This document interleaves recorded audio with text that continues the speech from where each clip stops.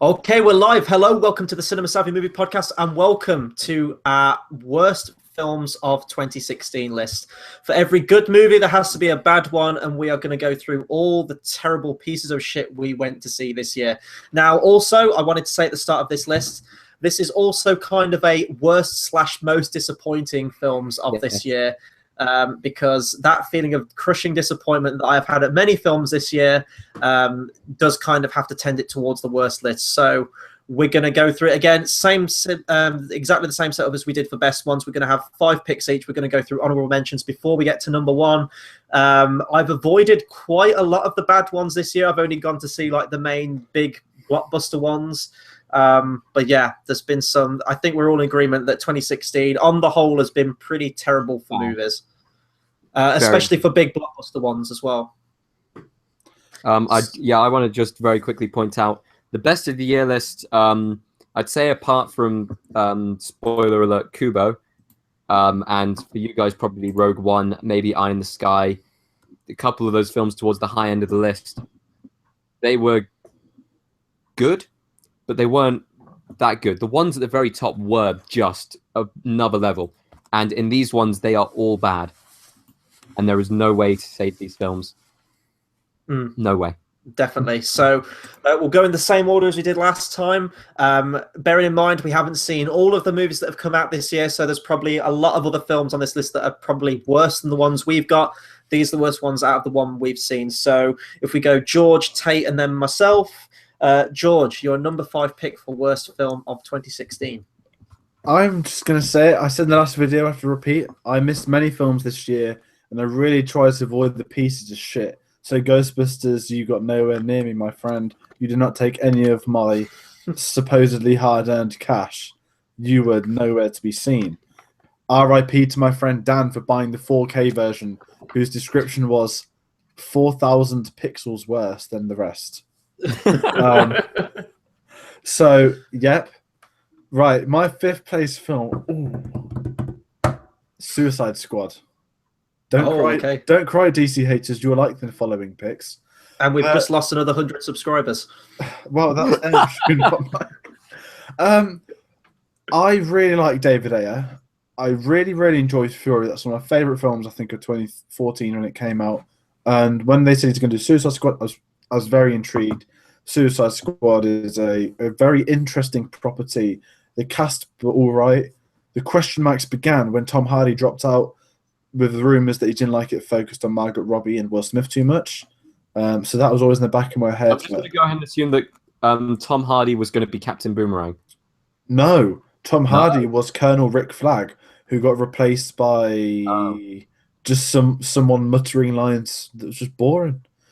Shout out. The best thing about the Suicide Squad is I've forgotten his name. Captain Boomerang, played by Jai Courtney. Jai Courtney, who I called a plank of wood and piece of shit on our Terminator review last year. I stand by them comments, but you weren't wrong. Yeah. He was exceptional in Suicide Squad. He is the best thing about the film, followed by a Batman cameo. It deserved to be spoiled. Yeah. It was a complete mess. The first trailer was amazing, and then they tried to Guardian of the Galaxy it up. They put this funky music on, which didn't work. They thought, oh my god, you know what's hip? Jared Leto, tattoo. Oh, it was filth. I think Screen Junkies nailed it when they said Jared Leto's take on the Joker was like Ace Ventura, and then it cuts. Yes, you hunker. And it's not just the fact that the Joker was wasted, and people will talk about Rogue One cutting scenes out. Theirs made sense and it was good. This film cut out the scenes that would have maybe been interesting. This film was a piece of shit. It was lost in the editing suite. Warner Bros. Spent seven fucking weeks writing this script, which explains everything you need to know about it. You've got a director called David Ayer, who started tweeting "fuck a Marvel" at his film's premiere. I'm sorry, mate, but you've just made one of the worst DC films I've ever seen in my life. Unless they took over and didn't even edit it, I think the film's a catastrophe. I'm a massive DC fan. I know it's like when a racist person says they've got a black mate. I fucking love DC. I have so many graphic novels. I liked Batman v Superman. That's not on my list. Don't cry. I like Batman v Superman. Killing Joke, 2/3 of it were phenomenal. Suicide Squad, that it wasn't just shit. It was disappointing because I was always more excited for this than Batman v Superman, and it was crap. This what on earth was the villain? Like, I forgot her name. She's pathetic, but she just spent half the film dancing, doing that. Her acting career hasn't really taken off. It shouldn't take off. Put one of them CGI lumps over her head like they had to a little army, and that's her acting career in front of you. This film, just avoid it. It's the plague. 2016 brought us this. I'm just going to go ahead and say this is going to be fun. Well, I was going to say that's number 5 pick, everyone. There are 4 more that are worse than that. I really want to commenting on Suicide Squad. Yeah, I enjoyed Jai Courtney. It was a fun performance.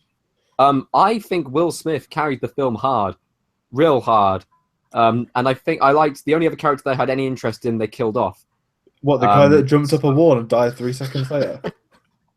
No, the one who burst into flames and died 3 seconds later. Oh yeah, Diablo was cool. I give you credit for that, but you know, Will Smith thing, he carried it.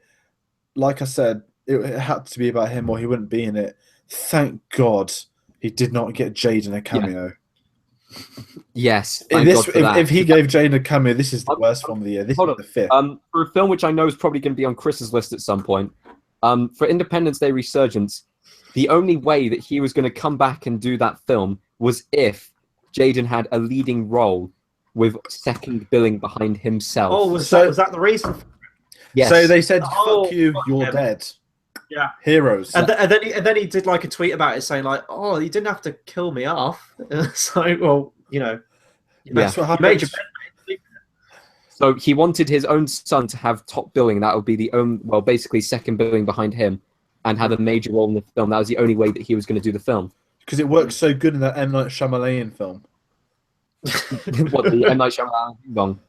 I don't know, the sci-fi film. After Earth, wasn't it? Was that the one? This isn't Earth. This is After Earth. The next Spielberg. Before we get on to... Sadly, I braved it, and I did watch Ghostbusters, and it's my number 5 worst film of the year. You might keep this incredibly brief, because I'm going to have a George level meltdown on this one when we get to. I'm going to have another level. I'm just going to say wasted talent of Chris Hemsworth. They wasted his character, and I'm so glad they didn't have that dance scene. It's in the extended cut, my friend. On the Blu-ray, there's an extended cut where it's put back in. Yeah. As well as more music and singing dance numbers from all of the Ghostbusters in there.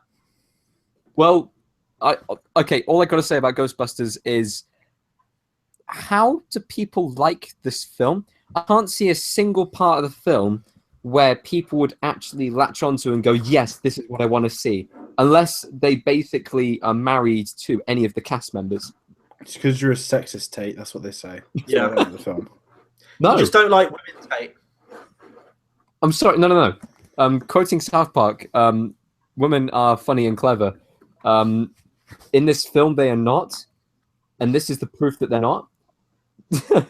There are some brilliant female comedians out there. In fact, the cast members, except for Melissa McCarthy, take them out and they're actually good in other films. Seriously, I've seen them in other films. Like Bridesmaids minus Melissa McCarthy would be one of my favorite comedies of all time. Seriously, it's a very well done film. It's a brilliant comedic film.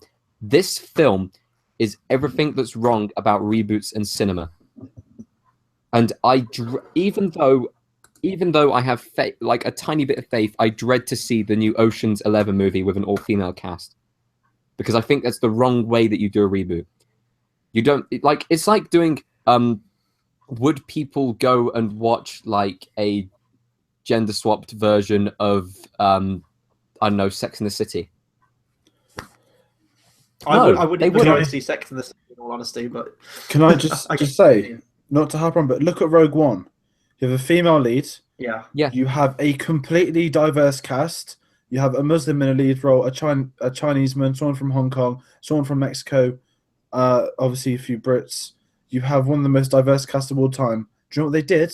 they didn't go on about the diverse cast to market the film. They didn't go on about how different they are. That's why it works. Keep it quiet if you're going to do it. Don't harper on. And then finally, before I do completely melt down, the new Ghostbusters theme that was played in the film by Fallout. By Fallout. Fucking Christ.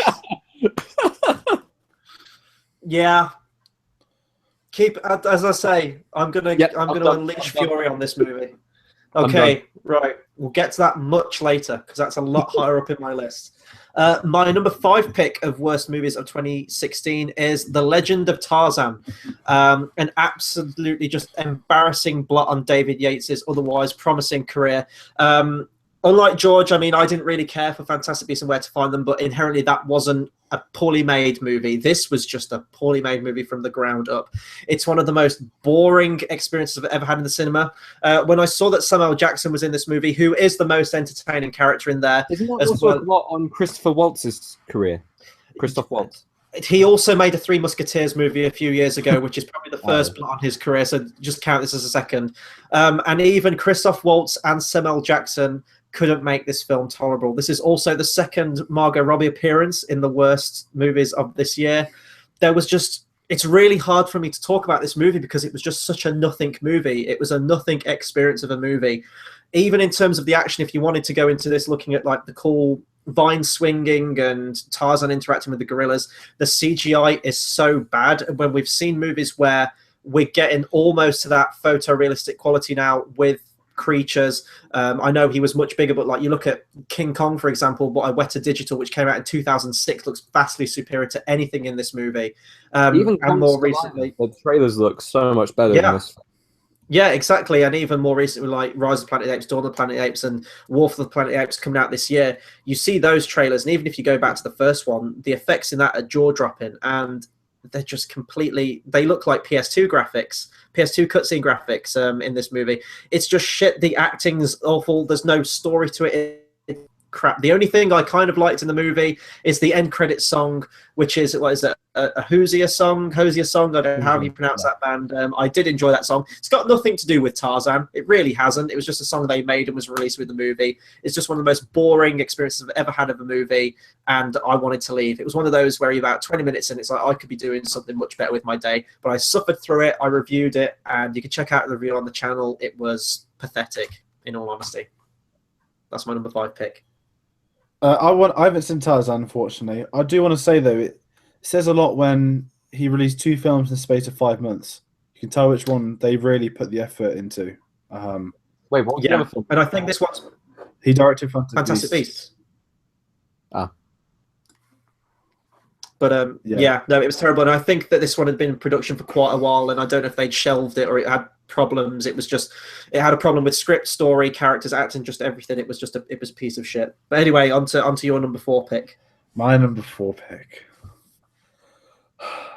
The first time I saw this film, I won't lie, I enjoyed it a lot. I laughed. The Mark Mode 7 laugh thing, it passed it. I'll come back to this in 2 films' time as well.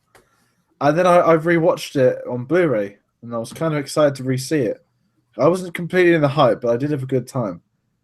And then I sat there, what the fuck is this shit? You're about to hurt me now. Yeah, I am. I'd rather be dead than watch Deadpool again. I could have thought of a better pun. Shit. Ryan Reynolds, you know what? I'll go as far as say, not the horrible third act of Wolverine. That elevator scene in X-Men Origins Wolverine is a better Deadpool moment in this whole film. I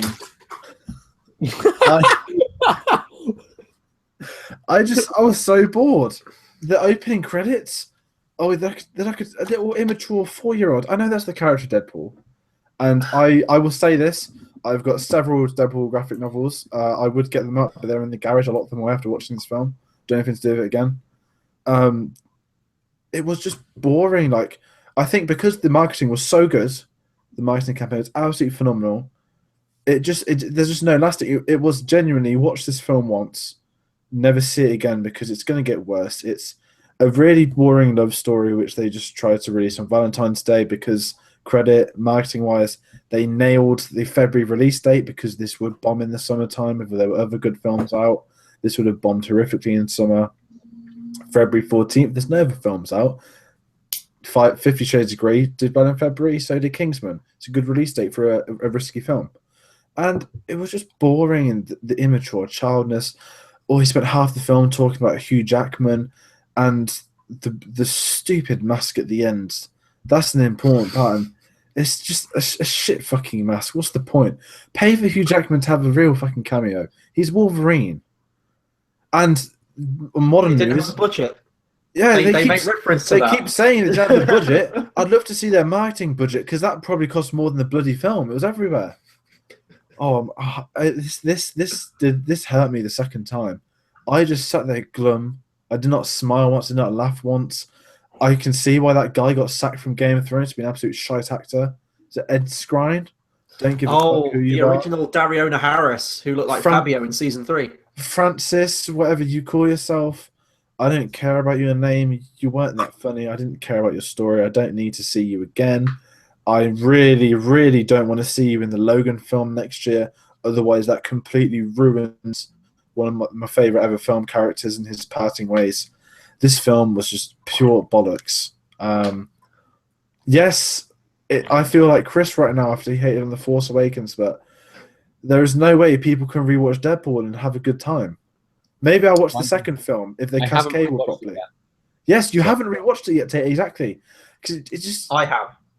I have, and I will say that you don't laugh as much because it is more fresher the first time you see it. Nevertheless, the fact that you say that Suicide Squad is a less worse film than Deadpool, like Deadpool is a complete movie. Suicide Squad was a complete butchered editing attempt in Movie Maker. It was fucking abysmal. Yes, and Captain Boomerang helped a lot of that out, as did Viola Davis's Amanda Waller.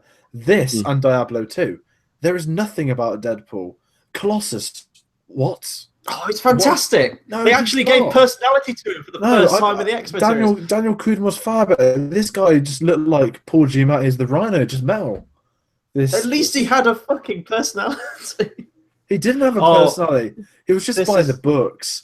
And the whole X-Mansion and having that Teenage Ninja Warhead thing, I don't know what you are. Going about tweeting. The problem with Deadpool is that it should be rewatchable, and it's really not. It was funny the first time around, but to me it defeats the purpose. If you reread a Deadpool graphic novel, it's very funny. Second, third time round, this really isn't. Great job marketing a film. Shame about the actual content. And what's the story? It's just boring A, B, C, predictable nonsense I've seen 1,000 times before. Do some fucking risky things, and not with swearing and making it modern. It's so mega. It's so dense. They use Twitter in it. This film is just absolute crap. It's crap. It's such a shame. I don't even care how many people. But yeah, Tate's pick, because I'm just sick of looking at it on the screen. Technically, my number 4 pick, it's on a... So, okay, my number 5 pick, Ghostbusters. Ghostbusters was bad. It really was. It was a terrible film. However, as Chris has actually discussed with other people, there is a way of saving it. And I kind of agree with that, and I can see that. And even though I really, really hope there isn't going to be a franchise of it, I can see a way that that film can survive if we can think about a way to actually make the film better. With these next 2 films, it's coming underneath the next layer of hell, and this is a long drop. This is an 100-foot drop to the next layer. And these 2 films are the worst action films this year, both of them. Undoubtable that these 2 are the worst action films this year. It is the most infamous Cinema Savvy movie podcast, which never actually existed, in the form of Jason Bourne, and the recently seen, and my God, I was genuinely going to go and ask for the money back from my ticket if I didn't have an unlimited card, of Jack Reacher, Never Go Back. And Jesus Christ, I am never going back and seeing that film ever again. And it's the same with Jason Bourne. These 2 films had potential. Jason Bourne had potential. It really did. And all of the spy and espionage that came with the previous 3, even maybe 4 films, even Bourne Legacy, had a coherent plot and made sense within context. This just felt out of place and money grabbing. All of the spy and espionage that he had in the previous films goes not only out the window, but off that 100-foot cliff that I have already mentioned. It is so bad to the point where one of the espionage people, the asset that is in the film, who have always been really sneaky, being able to get away with stuff and sneak into crowds, because that's what Jason Bourne does. He disappears. Do you know what he does to disappear? He takes a truck and drives it through the Central Reservation in Vegas. Fiendish. And if that isn't a metaphor for how bad and how action-headed this film is, I don't know what to say. Jack Reacher Never Go Back, on the other hand, was a film which had potential because Tom Cruise, like, doing the Jack Reacher role again. I quite enjoyed Jack Reacher 1. This film has a kid in it. The whole way through the film, Jack Reacher is meant to be protecting the kid.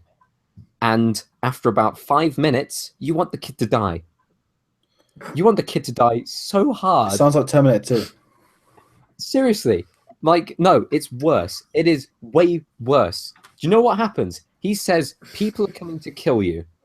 Okay? And do you know what she does? She picks up a phone and calls the police. He says, no, can't do that.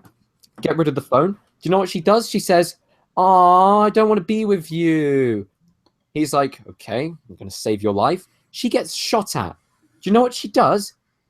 She actually goes up to the people and basically says, I want to be with you guys, not want to be with this Jack Reacher guy. This Jack Reacher guy is trying to save your goddamn life the whole way through the fucking film. And for some strange reason, of course, there's going to be a love interest. And the love interest is the kid of the person. And she does nothing to save the kid. Like, they have this whole scene where it's basically bad parenting, where literally they go out for an evening and leave the kid inside a hotel alone where she gets kidnapped. Sounds topical. Did you pick 2 films? I'm confused. Yeah, no, I'm really confused too. Did you just do your 4 and 3? No, that was my number 4 pick. They're joint together. Jason Bourne, Jack Reacher, never go see that film. And I couldn't separate them. Oh, okay. And I wanted Ghostbusters on my list. I'm also so I had to have them. I'm picking up an echo from me on yours, Tate. Yeah. Okay. Yeah, no, I was confused there. So you've got 2 in your 4 pick, okay. Little bit cheating there, but okay, I'll allow it. My number 4 pick is Warcraft, or as it is known in the UK, Warcraft: The Beginning, and I think this is also going to be the end as well. I really, really wanted to enjoy this movie. The fantasy genre is my favorite genre of all time. Lord of the Rings are my favorite films. Even Narnia have their moments at some point, and I really wanted this to be the next Lord of the Rings if it could achieve that. And I think with how expansive the world of Warcraft is and the history it's got and the lore it's got, it could have easily have done that if it was in better hands. Duncan Jones directed it, and I'm going to check his filmography now. I don't know if I've seen anything else he's done. I haven't seen Moon. I've heard great things about Moon. I also believe he's the son of David Bowie. He is. Originally called Zoe Bowie, changed his name. And this film was just abysmal. Now, it's quite interesting because I've heard that some fans of the video game and who are also very knowledgeable on this world already did enjoy the movie, and this film did incredibly well in China. I haven't played the games. I didn't know anything about it, so I wanted this film to be my entry into this world where I could learn characters, I could learn races and the conflict between them, place names, and really get lost in this world like I did with Lord of the Rings when that originally came out. And I got none of that. It felt like a cheap made-for-TV movie. In fact, I have seen made-for-TV fantasy movies that are much better than this one.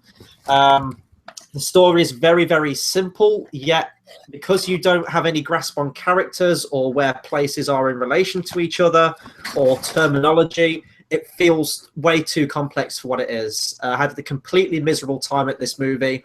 There are some points where the effects look incredible when they released the initial concept art and pictures of their initial digital tests. It looked fantastic. It was really blurring the lines between CGI and makeup in terms of making it look photorealistic. You see it in the movie, and it's complete and utter CGI garbage that is going to be dated in about 2 or 3 years' time. It really is in your face. They could have done some more things practical with it.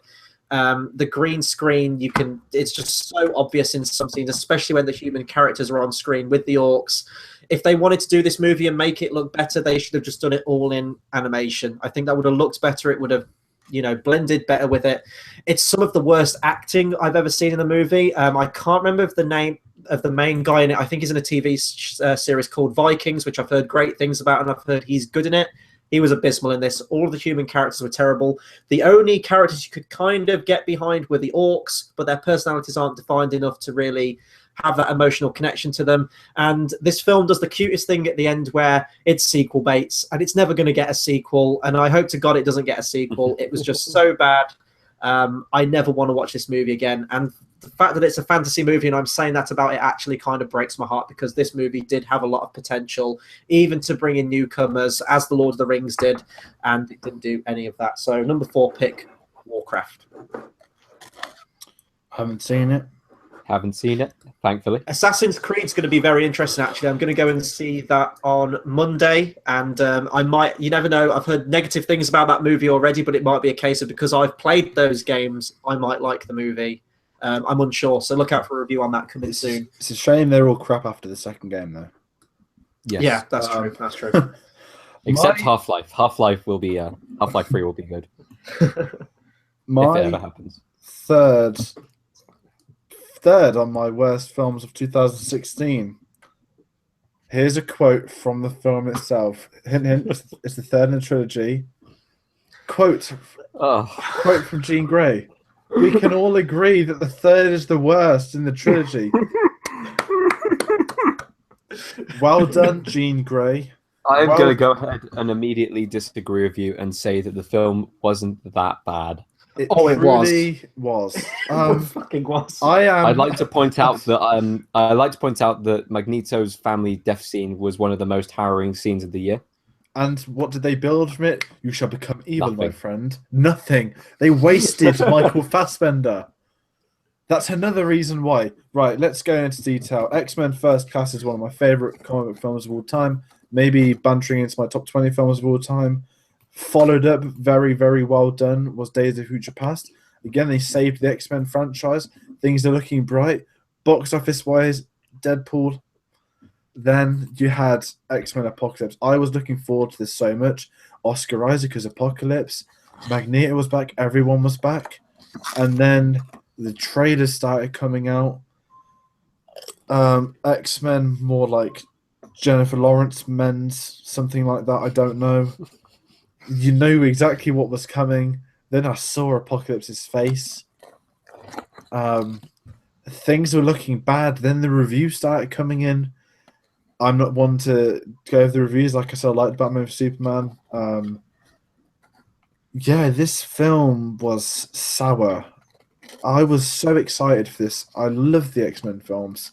I've loved the prequel era. I love them going into different sort of decades, starting with the Cold War, but that was genius, something unique to the superhero films. A bit cheesy in Vietnam 10 years later, but it worked.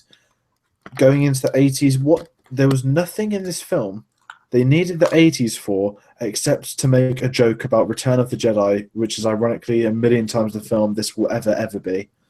Can we just say very quickly that other than the Magneto family death scene, can we at least agree that was a good scene? That was a very well done scene.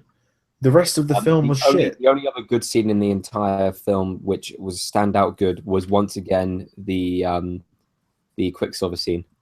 No, I hate See, that. I would disagree. The first Quicksilver scene was needed for the film. They wrote not the scene for Quicksilver. They wrote a plot point and then filled Quicksilver as the gap. This film, they took Quicksilver as the plot point and then filled in the gap with a shitty thing. What he did in the first film, he is about 10 seconds of real life. What he does in this film, really? You can't save up a mansion that blows up in the space of 4 seconds, mate. Well, hold on. The first film was bullets flying towards people, which would have been less than a quarter of a second or half a second. But there were maybe 7 or 8 people. He rescued an entire school, except the one geezer that was in front of him when it first exploded. It was stupid. The action was awful. Oscar Isaac was wasted. They made him bold for no reason. Because they had to finish a plot point and his contract's expiring, so we'll have him bold for the end of it.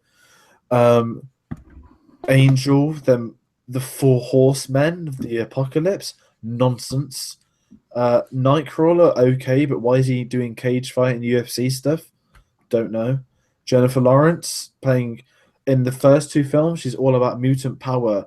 Embrace yourselves. Third film, Jennifer Lawrence, I don't really want to be blue, so can I just be me for the whole film? Do you know why? It's because it's the first of the new films where Magneto wasn't the villain. But then, what does that got to do with Jennifer Lawrence being a villain, though? And they kind of wrote in that Magneto was the villain towards the end, just to make it so that Magneto was the villain. Dude, X-Men 2, William Stryker, one of the best X-Men movies. I know, but Magneto was the villain in that film as well, wasn't he?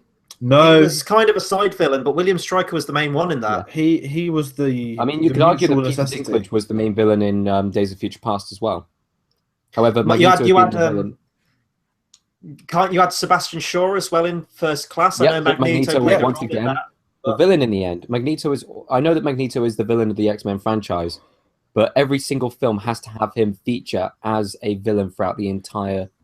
They didn't need by the to. end of the story arc. This is Apocalypse is a character worthy of the problem. They don't, in every single one of these films, they don't defeat the main villain. They defeat Magneto.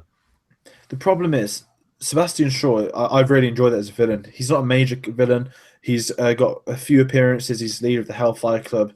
Not much else. They used him really well. Did something different there. Peter Dinklage. I forgot who he played. Oliver Trask. Oliver Trask, very, very minor character. And again, you didn't need him. Apocalypse, he's the biggest X-Men villain after Magneto. And they just turned it into a load of absolute nonsense. They had Storm as a villain for no reason as well. Yeah. Archangel, whatever this awful versions they want to call him. The whole thing was an absolute mess. I will defend the fact that Jean Grey was okay. Teasing the inevitable storyline too much, but maybe they have to because of how bad it was in X-Men 3. But the accent, no. She needs to work with that, doesn't she? I mean, she's young and talented. You can see why she's cast Jean Grey, but could have just given her an English accent. Maybe it would have been fine.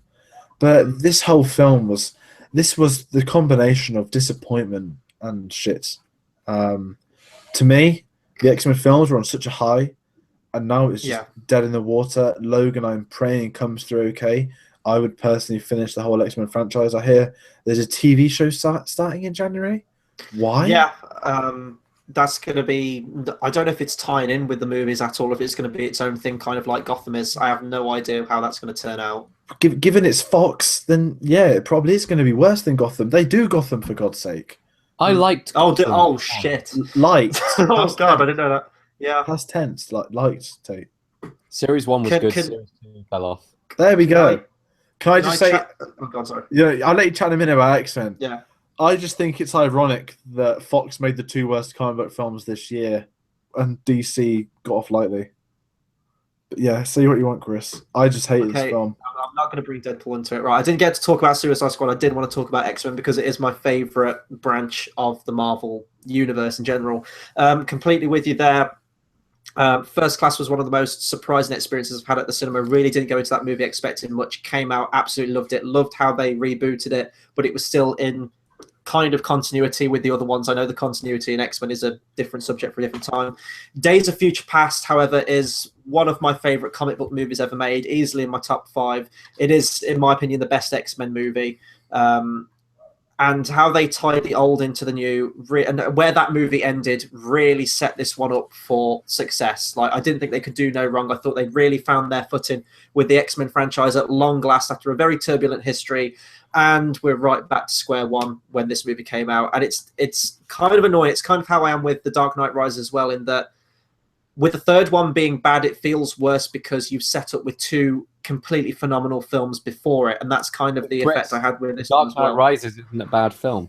No, Dark Knight Rises is an absolutely fantastic film. I would say it's an incredibly bad movie, but if you're comparing it to X-Men Apocalypse, oh god, night and day, it's phenomenal. You like Deadpool? Chris, can we get that on quote? Can you please just say The Dark Knight Rises is phenomenal?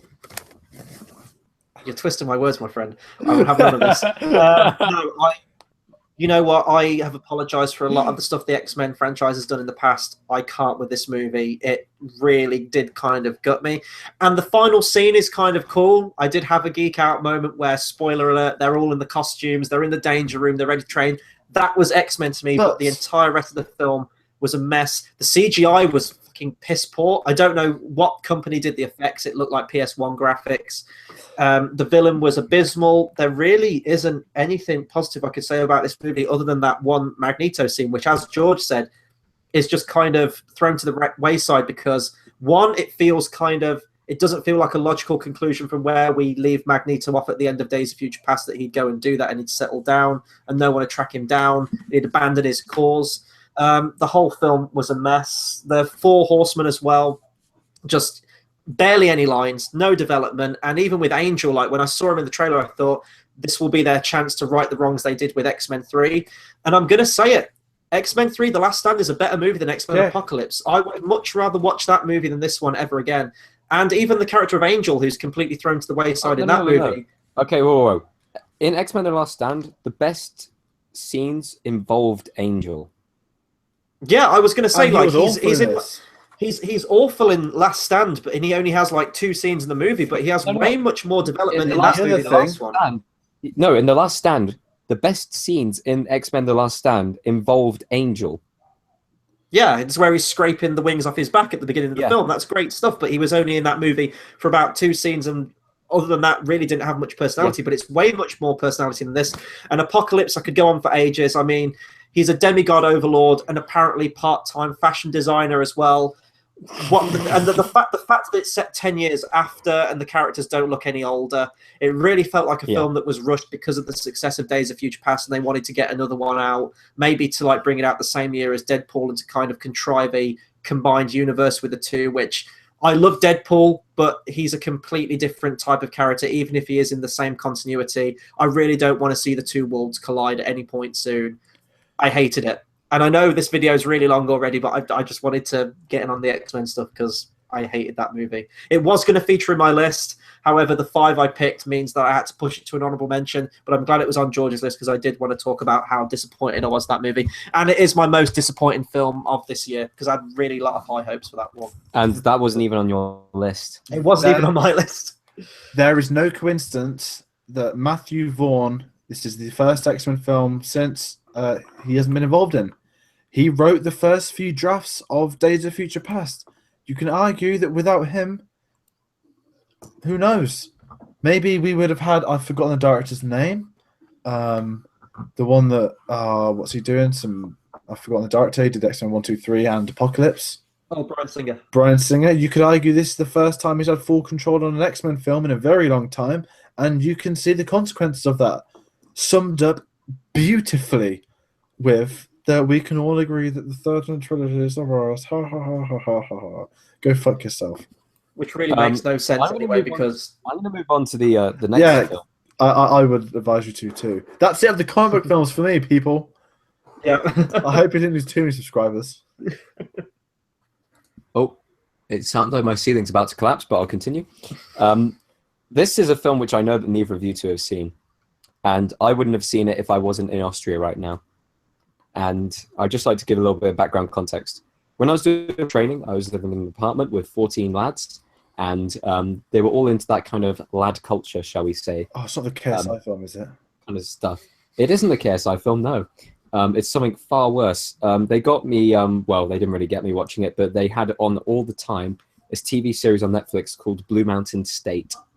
Now, Blue Mountain State is the best way of putting it. It's about American football, but it involves no American football. It's just about the party aspect and the party side of things and college culture in America from that standpoint.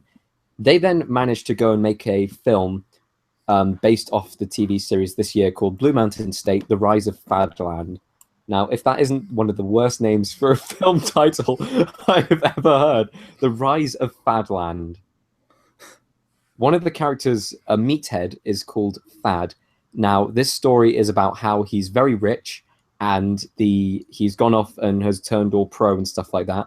And the school that he was previously in needs money. So what they do is they kind of trick him because he's a dumb person into giving loads of money into the school as long as there's a cause where they can give. And to do that, they make a theme park called Fadland. Now, in this theme park, there is naked ladies, naked ladies, naked ladies, naked ladies, and naked ladies, and no plot to the film at all, other than let's get as many boobs on camera as possible. Now, if it wasn't one of the most deteriorating experiences of my life, watching cinema die as an art just for the cause of this film was just completely unacceptable. And the only way a film could be worse this year if it was people actually trying to make a good film, but instead, no, this was okay, we've got to try and make a film off this TV show whilst it's still somewhat popular.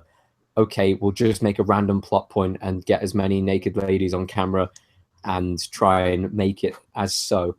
And I'm not going to lie, this film not only has no plot, but when they try and introduce a plot, guess what they bring in? Just to even it out, they bring in naked dudes. And it becomes a complete mess where the main director of the series, the person who created it, who, if there's any How I Met Your Mother fans, it's Punchy, one of Ted's old friends. He decides that the only way to save the school from the money that is owed is to blow up the frat house that they're in. And he does so by getting the local drug dealer to make a weird strain of cocaine or cannabis. I think it's like co-cannabis or something like that. And that the operation completely blows up. He decides to pull out at the last minute. And when I say pull out, I mean literally pulls out of a person, goes downstairs naked, and tries to stop it from happening. And by God, if it isn't one of the most boring, immature, worst films I have ever seen, it would have been higher on this list, but I've had literally no time for it to settle because I only saw it a couple of weeks ago. The Rise of Fadland. No. George has got to be right back, so I'm just going to carry on discussing this, and I'm going to go on to my number 3 pick. So I have never heard of that film, Tate, nor do I want to. You almost had me there. You almost had me there with the promise of many naked ladies in it. Then you told me that they balance it out, and that sounded significantly less fun. I agree with the whole cinema and the art of it dying. That sounds truly bizarre. I'm sorry that you had to withstand such a movie, and the fact that that's your number 3 pick as well is really kind of disconcerting. The thing is, though, the TV series itself has a lot to offer, and it's just there are some things which could have been better. The TV series has maybe 1, 2 okay passable episodes, but the rest of it is basically BS. And this film is, if it was on the episode rankings, it would be by far one of the worst, if not the worst. Well, on the subject of BS, we move on to my number 3 pick on the list, which is a little horror movie that came out in the glorious month of January, which we all know is the finest of months to bring out any horror movie or any film in general, starring Natalie Dormer, who, granted, is a fantastic actress. We love her in Game of Thrones as Marjorie Tyrell. This is The Forest. This was an abysmal horror movie from the beginning of this year, and a movie, quite honestly, I'd completely forgotten I'd even watched until I scrolled through all the movies that came out this year and remember that I watched and did a review on it with Tom at the time. This is just, I can't even begin to express the incompetence in direction, in structure, and lack of tension building or atmosphere. This is a film with a concept which could be in better hands, you know, a genuinely great horror film. It's a woman goes into Japan's suicide forest to find her twin sister and confront supernatural terror. The concept of a place that is a real place, I believe, called the Suicide Forest, which it is. Yeah, it's a real place where many people have gone to commit suicide, is a great concept for a horror movie. There's a lot of things you can explore there. You could really get into the head of the character and really develop that tension and really creepy atmosphere, which films like The Witch from earlier this year as well did perfectly, absolutely phenomenally. That's one of my favorite horror films ever made. This did none of those things, and it was merely just a cheap way to generate scares with jump scares, which is a mechanic that, if used right, can be done well. When it's the only way that you are startling your audience is with loud noises and orchestra stings, it gets very old very quickly and isn't horror, in my opinion. I mean, anyone could jump out at you with a loud noise, and that's startling. That's not horror. Natalie Dormer as well, as I said, fantastic actress. She is completely wasted in this movie. It was one of the most miserable times I've ever had watching any film, especially a horror film. And it's a film that I didn't see any trailers for. I heard that Natalie Dormer was in it. I thought, she can't be in a bad movie, right? She can tell a bad script when she sees one. Clearly not. This was abysmal. I hate the fact that I've watched it, and I'm sure after I've done talking about it now, I will never even have any recognition of this film ever again. Avoid it at all costs. There are much better horror films that came out this year, like The Conjuring 2 and The Witch. Ignore this one completely. It's a miserable experience of a film. Funnily enough, you'd forgotten about this film until I went back through all the films that we reviewed this year and basically said, okay, we need to fill in a few more for the honorable mentions. Chris, what was your opinion on The Forest? And you rocked back in your chair with your head in your hands and you said, this is going on my list. I forgot about this film. Yeah, absolutely. It's one of those that you can't get any, like, there are a lot of bad horror films out there, a lot of bad horror movies that are incredibly entertaining. This isn't one of them. It's just abysmal. Like, you can see that they're trying to genuinely be scary, and it's not working. It's terrible. George, number two pick. My number 2 pick. Wow. If you thought the last 3 rants were beautiful, then it peaked, because I don't have as much emotional attachment to the following 2 picks, so I'm sorry. This is a comedy I saw in February time, I believe.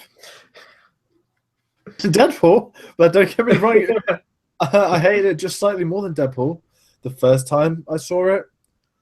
It made me laugh a few times. There were some really funny things. Just getting into details and the jokes, because the non-PC, and we can't live in that era anymore of crossing that thin red line. And then I thought it was quite funny. Tate and Tom hated it. No, that's enough of a giveaway. I don't know if Tate's forgotten about this film. Nope, I haven't. I definitely have not. And if you say what I think you're going to say, we may as well combine our picks. Is this your number 2 as well? It might be my number 2 as well. Let's just say that it was funny. A few things were funny at the cinema, and then when you just get home and you start thinking about a film. It was the thinking, and it kind of Deadpooled me up in the sense that I'm actually not going to rewatch this. I can't believe you watched it twice. No, I didn't watch it twice. Okay, good. I wouldn't rewatch it because I was already thinking about how shit it had become in my mind. Whereas Deadpool, I had to watch it to reconfirm how awful it really was. And yes, this is proof that Mark Strong can make being god-awful films. Grimsby, starring Sacha Baron Cohen. AKA the Brothers Grimsby, depending on... Yes, Americans Brothers Grimsby. A film... Oh my god, this film. I'd like to see you go first. Brothers Grimsby.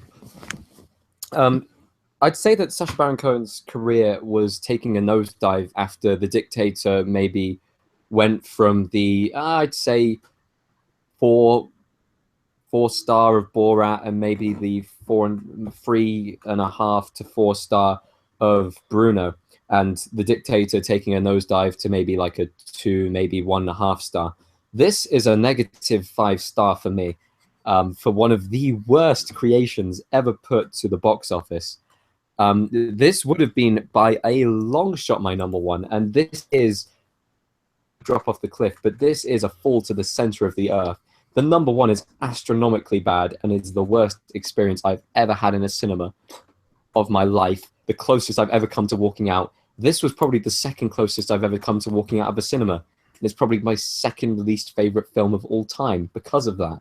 This film is not only follows into the okay, we can't be kind of PC anymore, like there's got to be some resistance.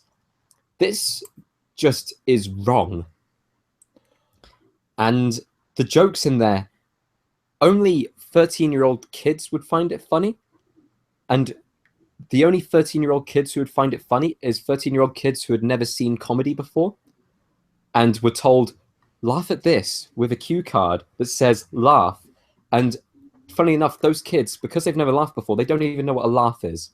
So they wouldn't even find it funny themselves. They would just be kind of forced to laugh. And that's what it felt like when watching this film. Some of the people in the audience were literally being forced to laugh. That's how bad this film was. There's Bad.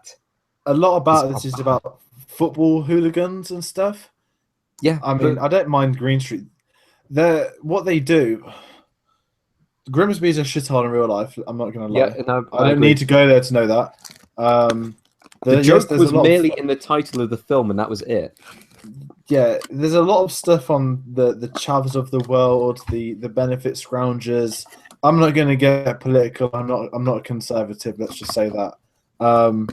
But this is definitely got some political espionage to it. Of the whole football fans are disgruntled, bold freaks of mankind who were retards and that kind of aspect, and it plays up on the stupidness of. You get like a tattoo for winning the World Cup in 2016, and he puts 2000 as in 4 numbers and then a 16. Fat Amy, the worst creation since Melissa McCarthy, is in this film. There are a few things. Everyone knows how much I hate Melissa McCarthy. When Fat Amy's face turned up, my gosh, if it hadn't been free as part of Meerkat Movies, I knew what I was in for. The jokes, like I said, I won't lie. I laughed once or twice in the first showing. The jokes that were in the trailer. It's like Deadpool. Were the Yeah, only jokes in the film, and I didn't laugh at the trailer. And with this film, it's like Deadpool was that you sit home, you think a comedy has to be rewatchable to me. Dumb and Dumber, I laugh every single time. Zoolander, I laugh every time. Unfairly criticised Zoolander 2, which I think is actually a very funny film. Unfairly criticised, but I can understand why people dislike it. If you don't laugh at a film the second time round, then it's absolutely fucked as a comedy standpoint. Yeah, I think there's a terrorist subplot in this film, or some kind of World Cup. I think they want to kill all the football fans in the world.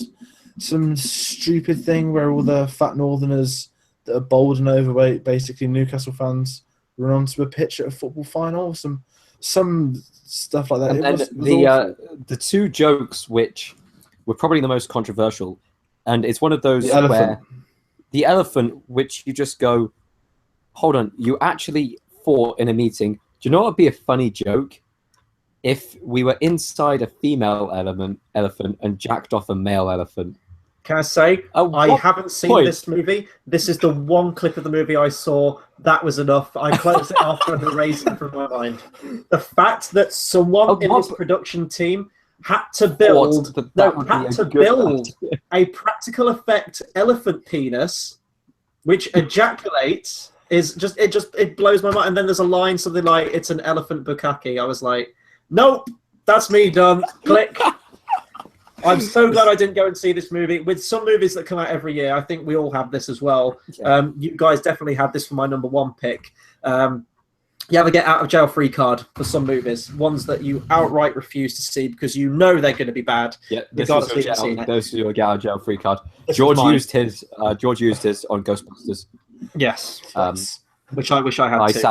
I sadly didn't use mine, which means I have 2 for next year. To be fair, I've seen hardly any films, but Ghostbusters was no. I love watching shit films. Sometimes they give me more joy than good films because they're so shit. They're hilarious. I'm sorry, Tommy Wiseau's The Room is one of the greatest creations that has ever been seen.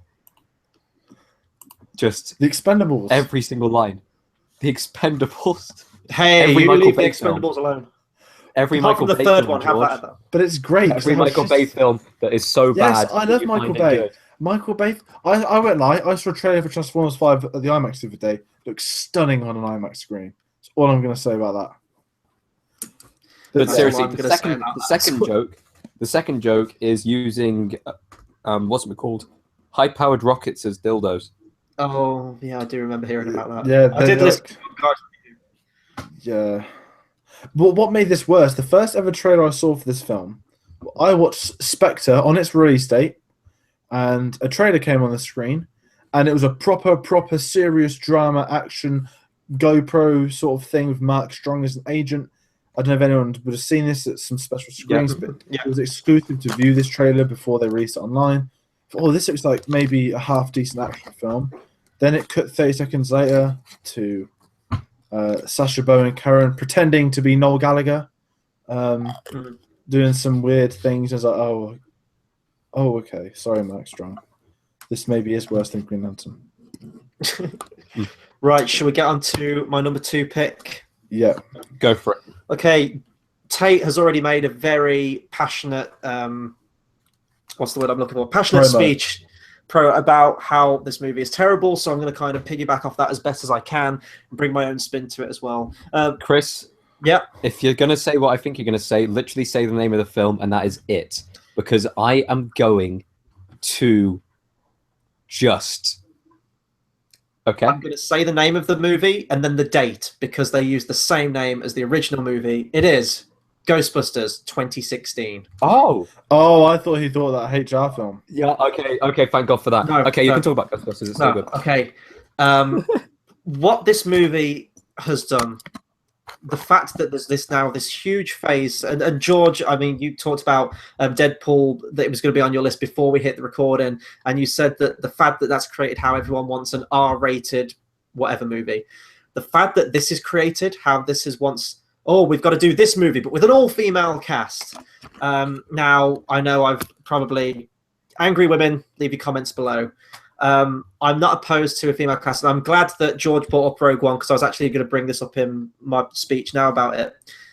If it's done without any attention being brought towards it, and it feels like a natural choice, and you ultimately see a character there, you don't see a female version of that character, that's completely fine. The fact that we're getting Expendables, we're getting an Ocean 11 all-female cast. There's talks of let's do this with an all-female cast. It's a complete gimmick. And wait, did you just say we're going to get an Expendables? We are. Mm-hmm.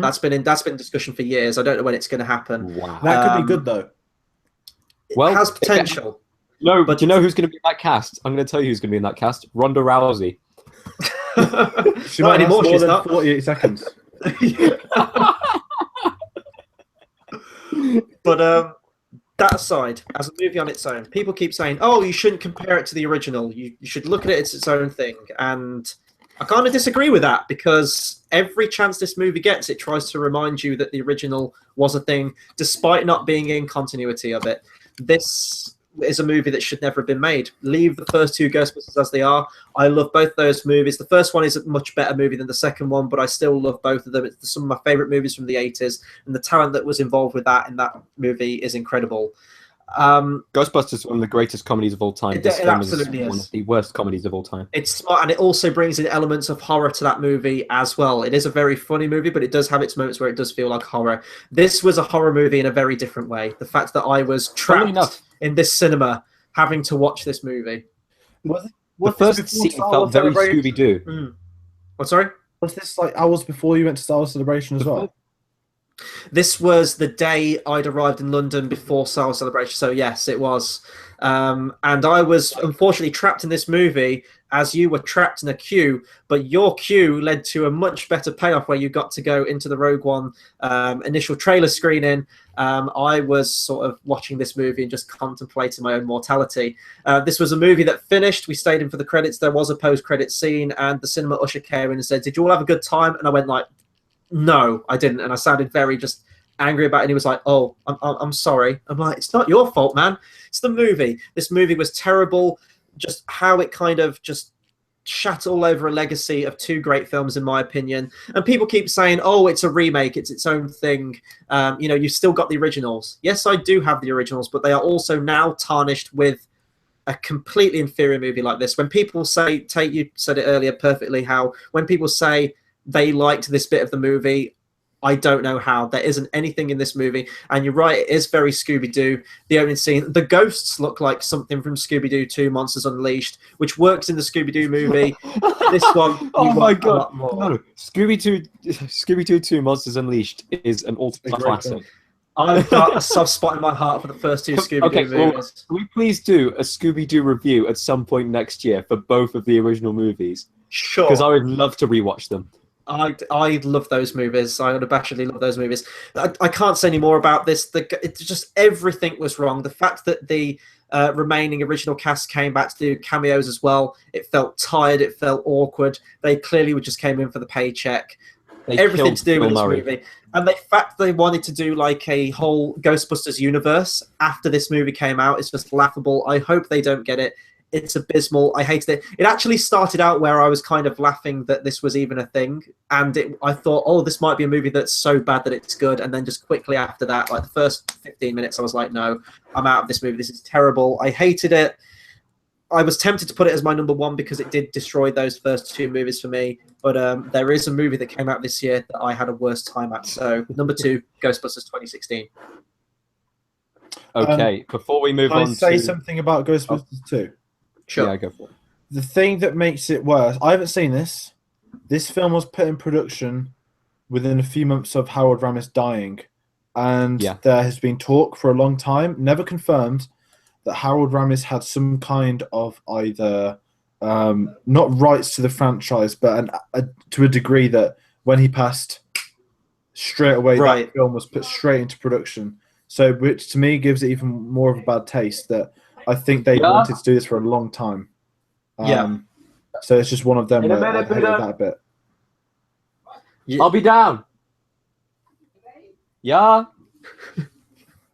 Yeah. And no, I completely. I mean, I haven't heard about that, but that is really suspect if that's the case. And I know that I don't know if it's Zemeckis or some of the producers of Back to the Future have got a similar deal for that as well, where a sequel or remake can't be made while they're still alive. So I hope that will be the case. We need to power through really quickly.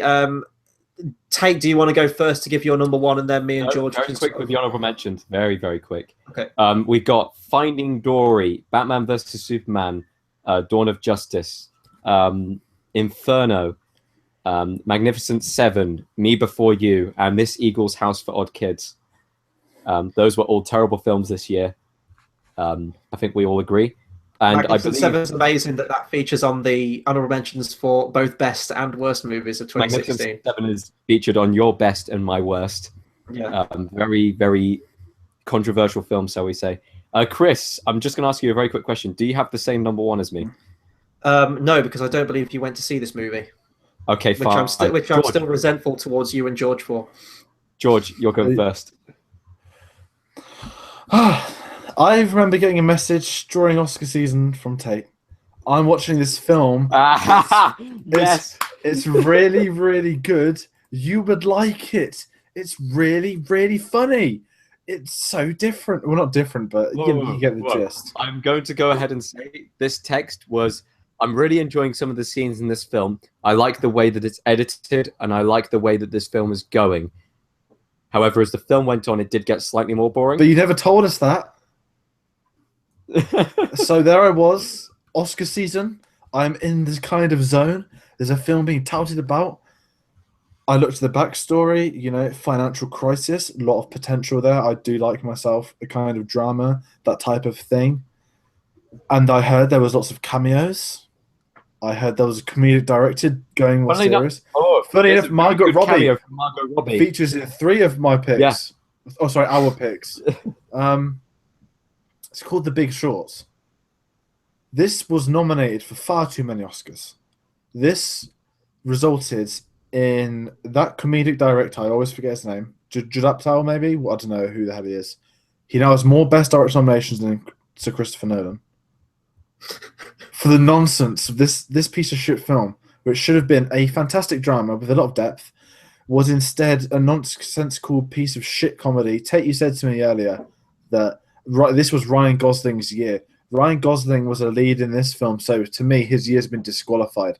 His year is next year with Blade Runner and Lilyland. And Christian Bale, my man Batman, they ranted about him. And he was in it for like 2 minutes. What? Christian Brad Bale Pitt's also in this film. Christian Don't Bale, get me started on Brad Pitt. Steve Carell. I love Brad Pitt. And very, very similar to 12 Years a Slave, he got himself a minor but important part of him saving the day, a.k.a. Tom Hanks, on a film that his production company had the rights to. putting himself through his production company into these roles to get Oscar bait, to give himself more persona. I need to talk about Brangelina. That's personal. But my gosh, this film, Steve Carell, go back to The Office. You were not funny in this. That wrestling film room was very good. This wasn't. I don't know why so many people like this film. There is deeper meaning to this than shitty glorified celebrity cameos, and it's boring. Yes, financial houses are boring, but you don't have to make shit version of The Wolf of Wall Street. Wolf of Wall Street was great for what it was because it told a deep drama story like this with an eccentric main character, whereas this tried to be The Wolf of Wall Street. Get back to your bin. This is fucking awful. I would never forgive you for telling me to watch this film, Tate in the Hour. I'm sure one day I can get you on a Michael Bay film, but yeah, no. This See, I agree, but I thought this was a 2015 movie because it came out for last year's Oscars. 2016 in England. It Oh, came You know out. what? yeah. I have no shame. I did not pay to watch this film. But no, I completely agree.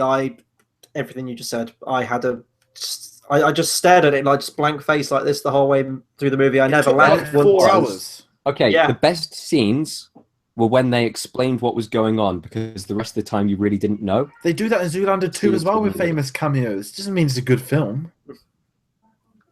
Okay. Hey, you're number 2.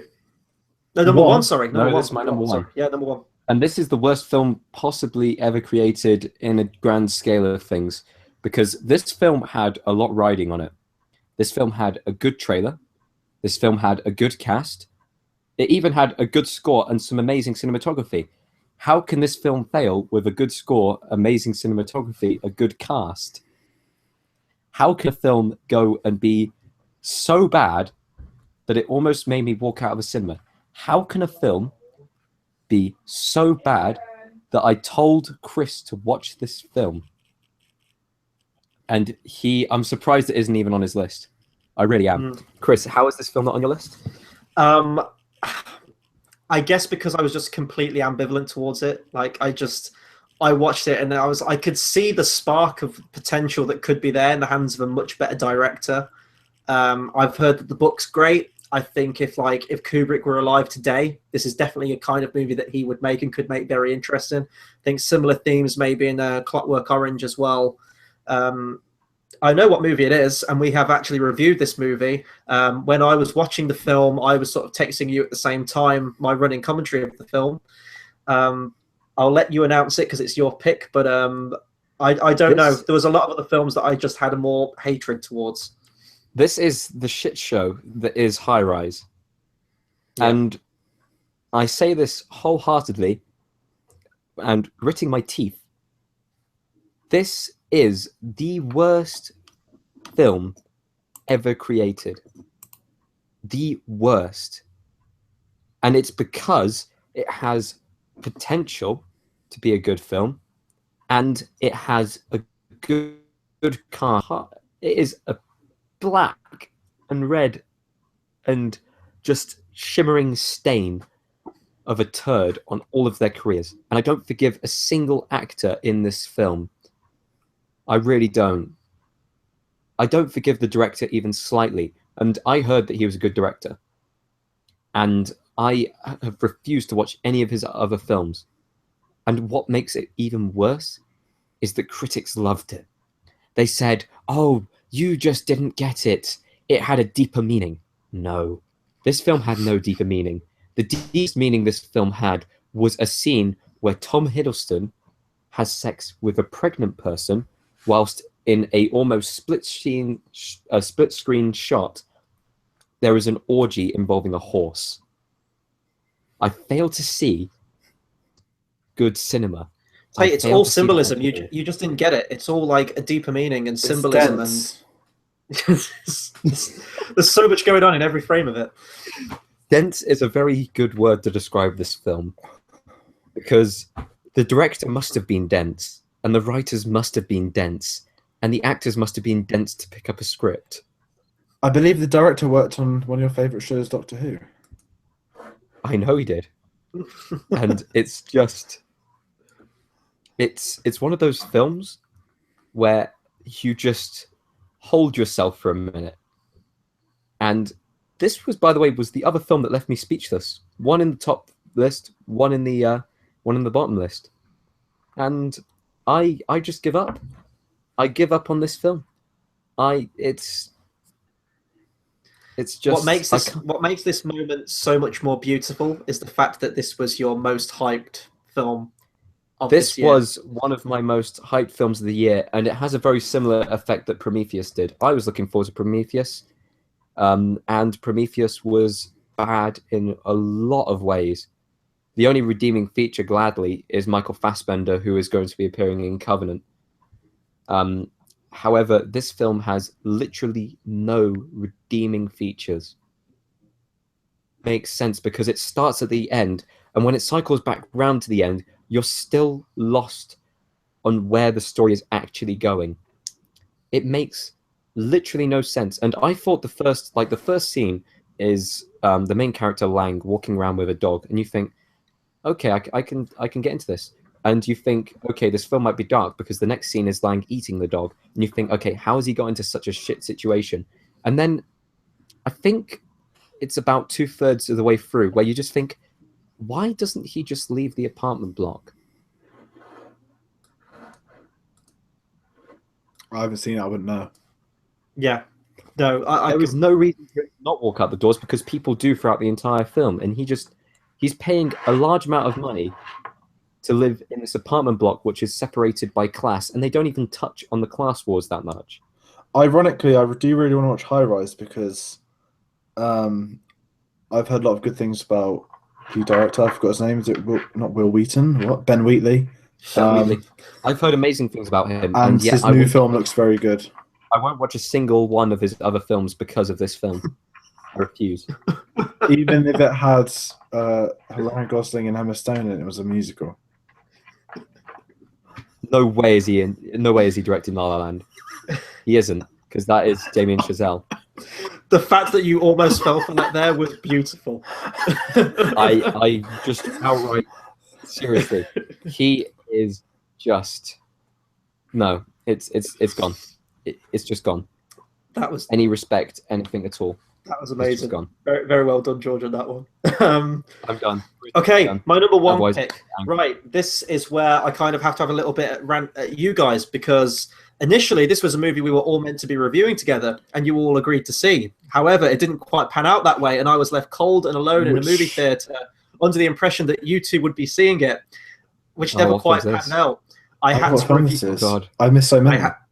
I had to review this movie on my own, which wasn't a very fun experience, especially because the movie is my worst one of the year. Now, I want to cast our minds back to the glorious year of 1996, when disaster movies were a big, bold new thing. I was let down by someone, that's why I didn't watch it. I was okay. I was trying to figure out what film it was, and then I realised that this was my free pass for this year, and I actually said that this was going to be.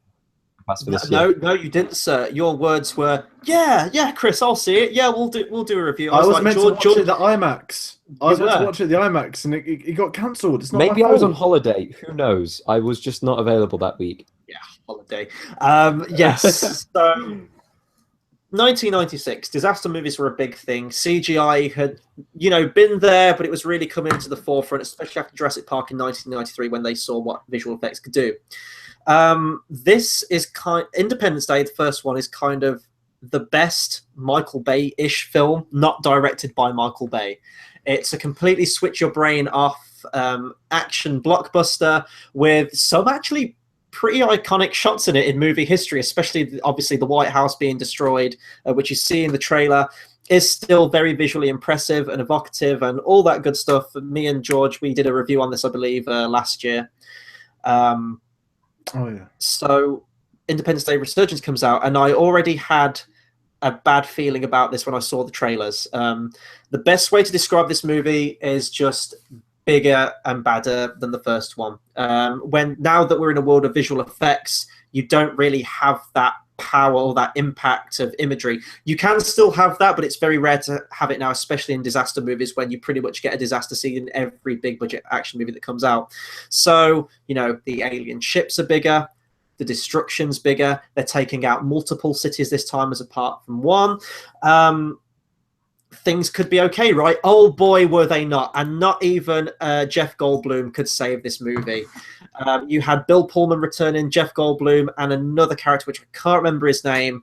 And Jeff Goldblum just wasn't playing a character. He was playing Jeff Goldblum. And the whole endearing quality of that wore off very, very quickly. Your main character in this movie is played by the most pointless Hemsworth brother, Liam Hemsworth, who is abysmal in every way, shape, and form. You know, I refer to him as the other Hemsworth. The other knew you referred to as something else. I couldn't remember what it was. This movie was a disaster movie in a very, very different sense of what that word should be. This was a worse movie than Disaster Movie, the piece of shit spoof movie that came out a good few years ago. I detested every single scene of this movie. It was dumb, and not in a good sort of, as George would put it, like good, dumb Michael Bay way. It was just abysmal. I wanted to leave within the first 20 minutes, but I had to suffer through it and get through it.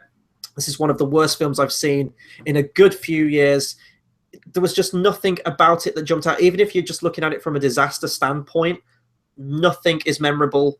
Nothing is as impactful as the first movie. I know that Will Smith was originally meant to come back for this, but you stated, I don't know if it was on the live stream or off camera, that no, we said it. Oh, we did, didn't we? Yeah. He didn't come back for it, and he got a get out of jail free pass on this one, although he was in Suicide Squad. I just hated everything about this movie. Hold on. Conspiracy theorist inside me saying he wanted to put off the directors from actually casting him, going, okay, if you give my son second billing, I will do the film. And they go, no. And he's like, yeah. And I mean, Roland Emmerich, you look at his other movies. I mean, he did the 98 Godzilla movie. He did 10,000 BC, The Day After Tomorrow. All really not good movies. Hey, this is The Day After Tomorrow. I can forgive The Day After Tomorrow. It's a crap film when you watch it again. It's much better than Independence Day 1. This is a stain on his own career. I will disagree with that. The stain on his legacy is his personal life in swimming pools. If you just Google that, that's enough. But I can't say anything more about this movie. The fact that I had to watch this movie alone, I couldn't even vent to anyone at the time. I had to vent on my own in my room to a microphone. I'm getting that chance now. Don't go and see I want to go ahead and say that I haven't actually seen a review of it. So even more alienation, and also the fact that this movie tries to sequel bait at the end. I'm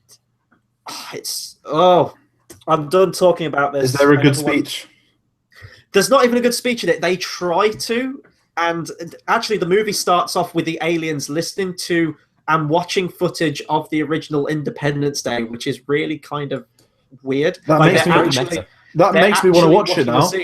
So that's like the first 2 minutes, and the rest of the film is shit. Do not watch this movie. Don't support this movie. Don't buy it. Don't even take the time to stream this movie. Just pretend this film doesn't exist and move on with your life. You'll have a much better time of it. Unfortunately, I did see this movie, and I wish I could go back and just, like in Harry Potter, where they extract the memories, I wish I could do that with this movie. It's terrible. Never, ever watch it. And if they do a sequel, never see it. Nothing says Independence Day like celebrating the slaughter of thousands and millions of an indigenous tribe. I will also say as well, and this will state my final thoughts on this movie, everyone knows my thoughts on the Transformers films. If anyone's seen my reaction to Transformers the last night, you know how I feel about that movie. I would much rather watch the Transformers films twice, back to back, than watch this movie again. That's a lot of hours, by the way. I would love to watch the Transformers films.